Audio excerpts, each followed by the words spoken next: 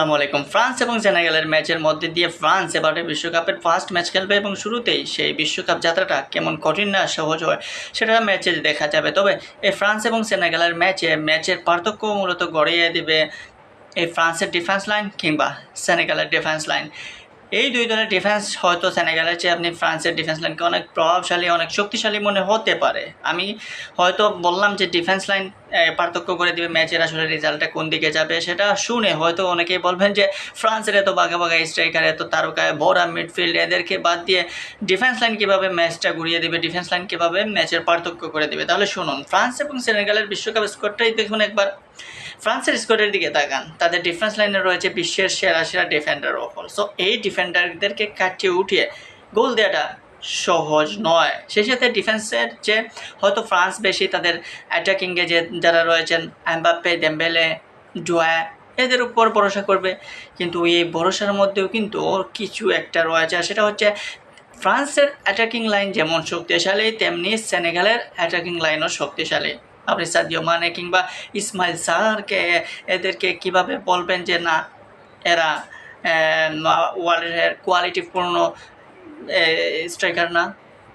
শুধু এই যে ইসমাইল সার কিংবা সাদিও মানে এদের উপর ভরসা করেই নয়, তাদের দলে যে অন্যান্য স্ট্রাইকাররা রয়েছে নাদিয়া কিংবা সিসের মতো তারকা যারা রয়েছে তাদেরকে যদি আপনি ঠিকঠাকভাবে বল দিতে পারেন বানিয়ে, তাহলে তারা কিন্তু প্রতিপক্ষের জালে বল জোড়াতে এক বিন্দুও পিছপা হবে না, এক বিন্দুও ছাড় দেবে না। সেনেগালের অ্যাটাকিং সাইড এতই সাহসী। সে সাথে তাদের ডিফেন্স লাইনেও ভরসাপূর্ণ কিছু ডিফেন্ডার রয়েছে কোলেবালির মতো একজন ওয়ার্ল্ড ক্লাস ডিফেন্ডার রয়েছে যার হাতে থাকবে আম্বার্ড এই সেনেগালের। তো এই সেনেগালের অ্যাটাকিং সাইড এবং ফ্রান্সের অ্যাটাকিং সাইডের মধ্যেও কিছুটা পার্থক্য থাকবে স্বাভাবিক, কিন্তু কেউ কার হচ্ছে পিচ্ছে না। পিচ্ছে কোন জায়গায়? পিচ্ছেটা হচ্ছে যে এই সেনেগালের মিডফিল্ড কিংবা সেনেগালের ডিফেন্স লাইনের চেয়ে ফ্রান্সের defence line better. So France এবং সেনেগালের ম্যাচ প্রিভিউ যদি করেন তাহলে আপনি দুইটা টিমেরই অনেক কিছু পাবেন, কিন্তু ফ্রান্সের কিন্তু একটা স্মৃতি রয়েছে এবং সেটা একদম খারাপ একটা স্মৃতি।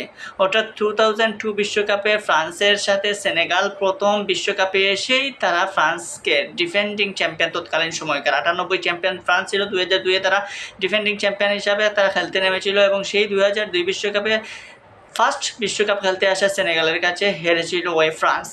এরপর 2002 পর আর 2026 এতদিন হয়ে গেছে, সেনেগালের সামনে আর ফ্রান্স কখনো পড়ে নাই। এই একটা ম্যাচেই সেনেগাল জয়ের পাল্লা বাড়িয়ে রেখেছে। এখন সেই 2002-এর প্রতিশোধ নেওয়ার সময় এসেছে ফ্রান্সের। এমন একটা স্কোয়াড ফ্রান্সের যেখানে কোনো কিছুর অভাব নাই, কোনো ধরনের এমন কোনো ঘাটতি নাই যেখানে বলতে পারেন যে ফ্রান্স এখানে দুর্বল। 18 চ্যাম্পিয়ন এই ফ্রান্স, এই 18-র চেয়ে মনে হচ্ছে যে এই 26-এ আরও বেশি ভয়ঙ্কর, আরও দারুণ শক্তিশালী অলিসের মতো তারকা রয়েছেন।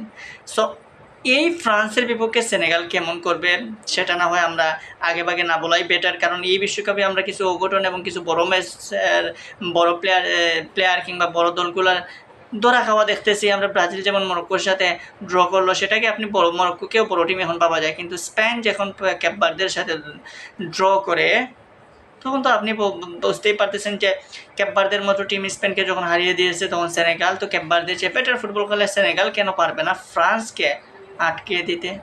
সো এইরকম একটা উত্তেজনাময় একটা ম্যাচ হতে যাচ্ছে ফ্রান্স এবং সেনেগাল। এবং এই ফ্রান্স এবং সেনেগালে হয়তো ফ্রান্সের অভিজ্ঞতা অনেক, সেনেগাল এই মুহূর্তে চতুর্থবারের মতো বিশ্বকাপ খেলতে আসছে। 2002 বিশ্বকাপ খেলার পর 18-তে তারা সুযোগ পায়, পরবর্তীতে 22-এও খেলেছে, 18-তে 22-এ তারা রাউন্ড অফ 16 খেলেছিল, কিন্তু 26-এ এসে একদম ব্যতিক্রমী এই সেনেগাল। তাদের স্টার প্লেয়ার সাদিও মানে এই মুহূর্তে খেলতেছেন আল নাসেরে, হয়তো পরন্ত সময়, কিন্তু সাদিও মানের পারফরমেন্সে এখনও কোনো প্রভাব পড়ে নাই যে এত খারাপ প্লেয়ার হিসাবে। আল নাসেরেও তিনি যথারীতি প্রতি প্লেয়িং এক্সাইজ থাকেন এবং সেখানে দারুণ পারফর্ম গেছে। তো এই সেনেগাল আর এই ফ্রান্সের ম্যাচের প্রেডিকশন যদি বলেন তাহলে কে জিতবে, তাহলে বুঝাই যাচ্ছে যে এখানে জেতার চেয়ে বেশি ড্র হওয়ার সম্ভাবনাই বেশি।